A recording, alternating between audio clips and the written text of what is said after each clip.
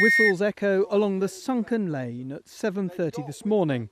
At that time, in this spot, soldiers went over the top as the Somme offensive began.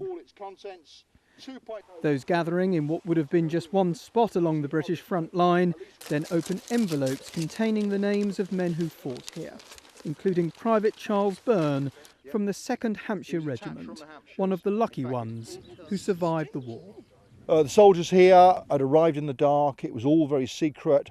Unfortunately for them, what they thought would be a success wasn't, and they were largely cut to pieces. They got caught up in the barbed wire.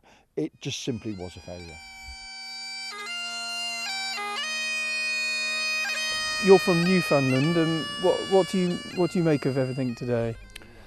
Well, this is the morning that my great uncle was killed up on Mount Hemel at the field behind us here, and it's no matter how many times I've come here, and I've been coming here for years, it's still, and that morning at that particular hour, it gets you right here.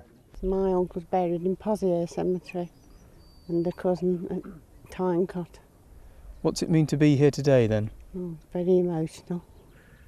Somme became a byword for the futility of the Great War. The artillery barrage before the attack largely failed. The Germans were waiting and ready. 20,000 British Tommies were killed on the first day alone. It was very grim. I mean, it's the largest number of casualties the British Army has ever suffered in one day.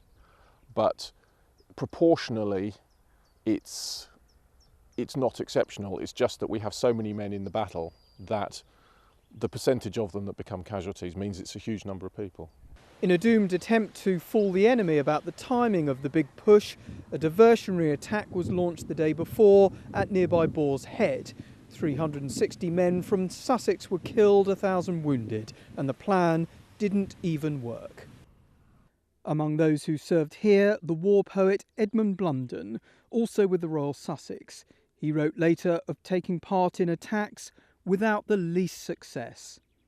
Often the last words spoken by the soldiers before they went over the top were "see you on the other side," meaning either as survivors or in another place.